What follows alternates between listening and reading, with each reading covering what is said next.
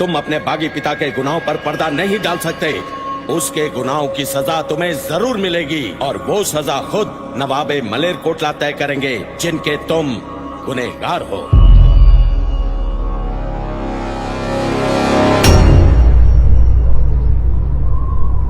फरमाइए नवाब साहब, आप कौन सी सजा देना चाहोगे अपने इन दुश्मनों को?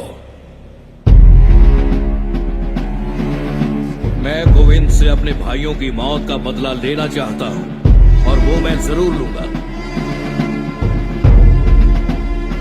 पर मैदाने जंग में ये मेरे गुनाहगार नहीं हैं। औरतों और बच्चों से बदला नहीं लिया जाता। मैं चाहता हूं इंसानियत के नाते गोविंद की मां और उसके बच्चों को रिहा कर दिया जाए।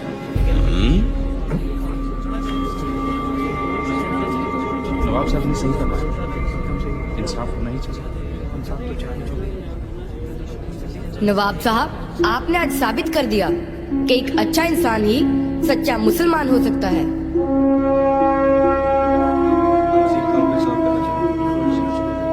मैं भी इंसाफ में यकीन रखता हूँ। नवाब साहब की मर्जी और आवाम की ख्वाहिश के मद्देनजर हम इनको आजाद भी कर देंगे, पर मैं इनसे ये तो पूछ लूं कि ये आजाद होकर क्या करेंगे? वही करेंगे जो हमारे गुरु पिता कर रहे हैं और जो सिंघों की आने वाली नस्लें करेंगी। क्या? आखिरी सांस तक जुल्म और बेइंसाफी के खिलाफ लड़ेंगे। वो कैसे? हम अपने गुरु पिता के सिंघों को फिर से इकट्ठा कर फौज तैयार करेंगे। सुना आपने? सुना आप सबने इनके बागी इरादे? जो इनका बागी बाप हमारे साथ कर रहा है, वही ये बागी बच्चे करना चाहते हैं। अब बताओ दरबार में बैठे काजी और वजीरों कि मुगलिया सल्तनत के इन बागियों के बारे में आपकी क्या राय है?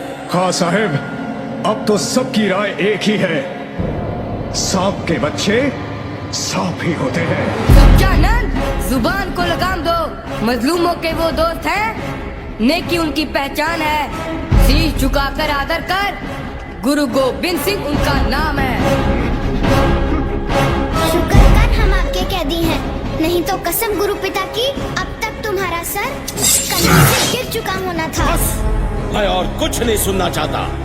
बागी गुरु के बागी बच्चों, हमारा धर्म कबूल करो या बेरहमी से मरने के लिए तैयार हो जाओ। पहला मरण कबूल, जीवन की छड़ आस, हो सबना की रैन का, तो आओ हमारे पास। काजी साहब, फतवा। मेरा फतवा तैयार है खान साहब।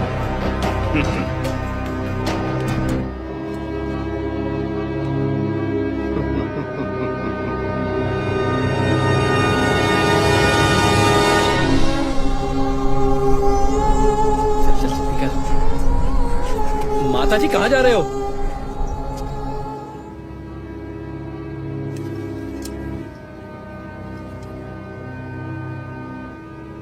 इनको जिंदा दीवार में चिनवा दिया जाए।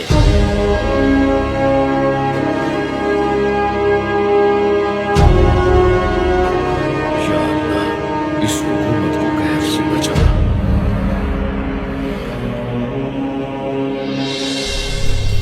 माताजी, बस बस, और आगे नहीं, चलो हमारे साथ। काजी ने फतवा दे दिया है कि कल दोनों बच्चों को जिंदा दीवार में चुन दिया जाएगा। पर बच्चों के चेहरों पर बिल्कुल भी अफसोस नहीं। लगता है उनको फतवा समझ में नहीं आया।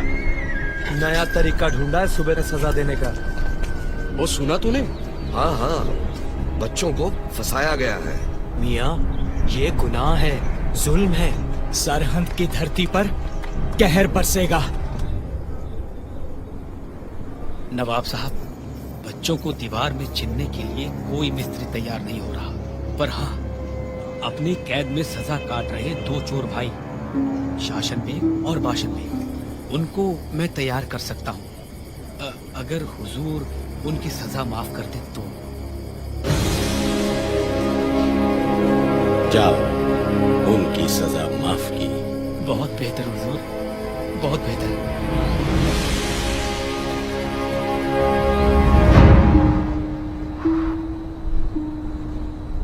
दादी माँ,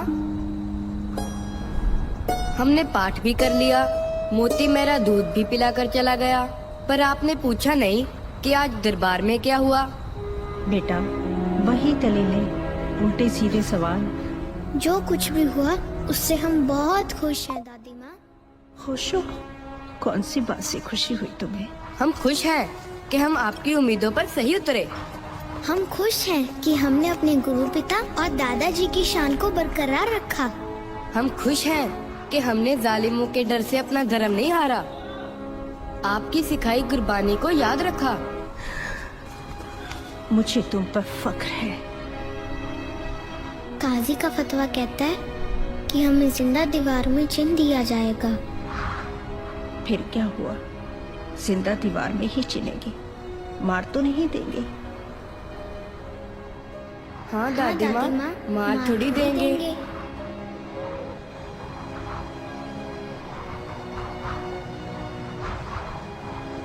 हम भी बच्चों वाले हैं।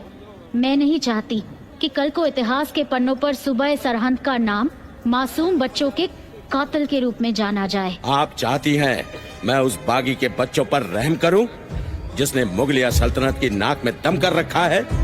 मैं कुछ नहीं कर सकता। काजी साहब अपना फतवा दे चुके हैं। काजी का फतवा बदला जा सकता है, ये मैं जानती हूँ। उस फतवे को कैसे बदलना है ये आप जानते हैं। होश में आओ बेगम, मैं उन बच्चों की सजा नहीं माफ करूंगा।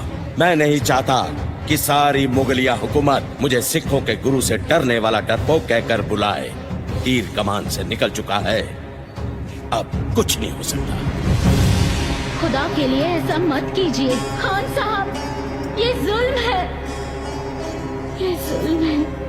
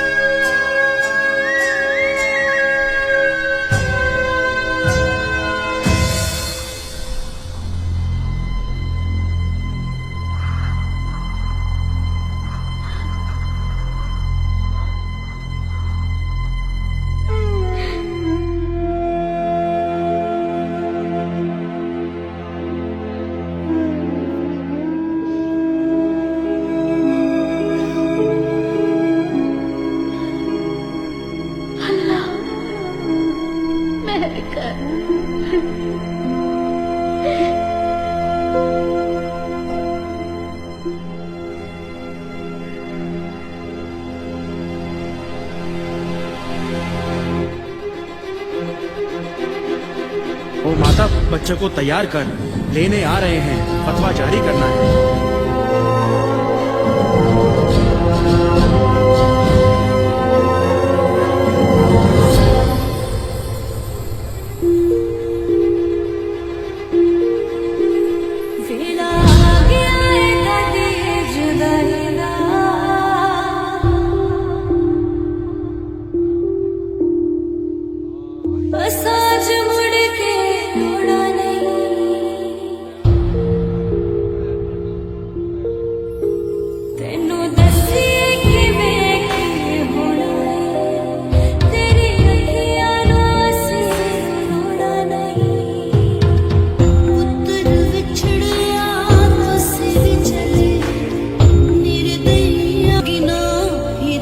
रूहानी आरियां राज के निहारा में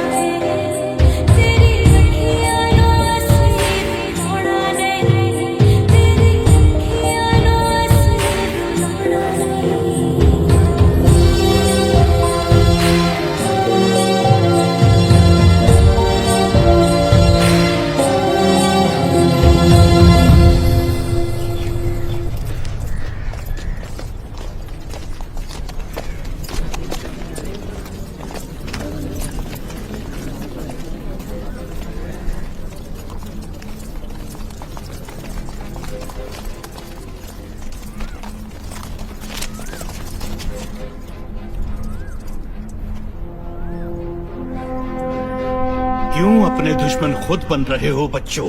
अभी भी तुम्हारे पास वक्त है। अभी भी आपके पास वक्त है काजी साहब, अपनी जिद छोड़ दो, नहीं तो इस धरती पर गिरा हमारा खून एक दिन जरूर रंग लेकर आएगा। क्या रंग लाएगा? यहाँ तुम्हारी याद में कोई महल बन जाएगा। जल्लादों, इनको दीवार में चिनना शुरू करो।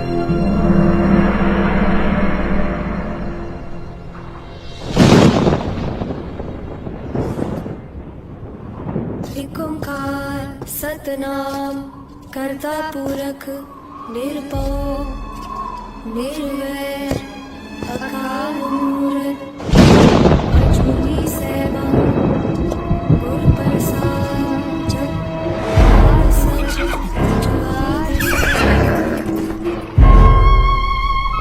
संजोग विजोग दुर्गा चलावे लिखे आवे पाक आदेश से आदेश आद अनिल अनाद अनाद जुग जुग एक हुए एका माई जुगत वे आई। बेटी, दुनिया में चाहे आप मुझसे पहले आए हो, पर दादाजी को मिलने में आपसे पहला जा रहे हैं। जिव तिस पावे तिवे चलावे जिव होवे फरमान।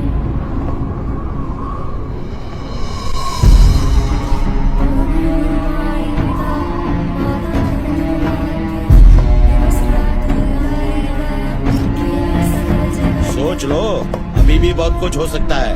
चले आया बुरे आया वाचा करन दूर करनी आपो आपनी के नेड़े के दूर। चले आया गए सत्कार नानक के दुष्ट के छुटनार।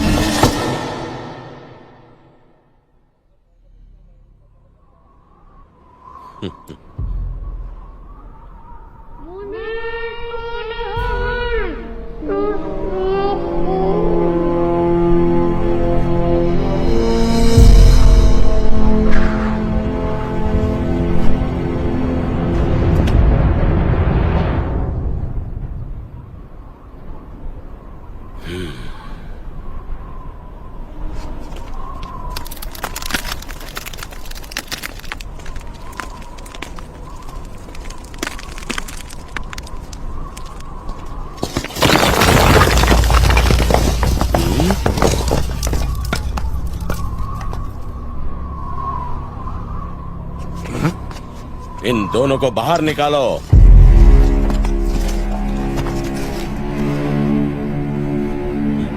ये दोनों तो अभी जिंदा है खान साहब।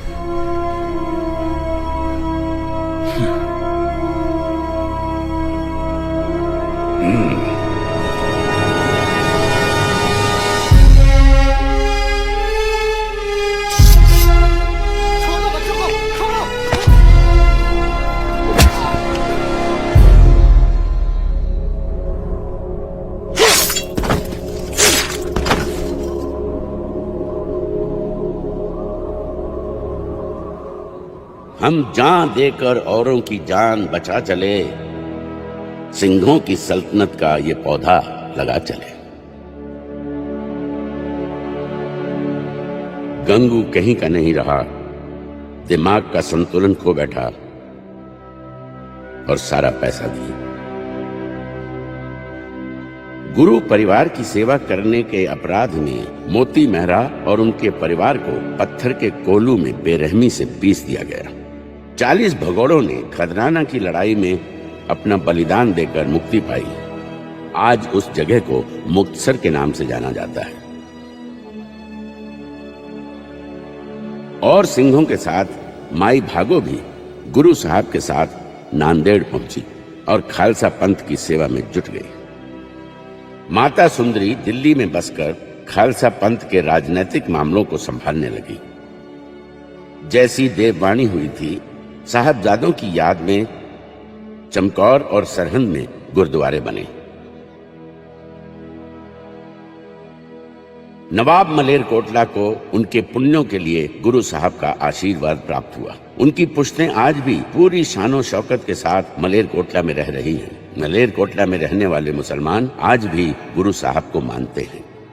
गढ़ी के मालिक चौधरी बुद्धू चंद की 9वीं पीढ़ी आज भी चमकौर साहब के आसपास फल फूल रही है।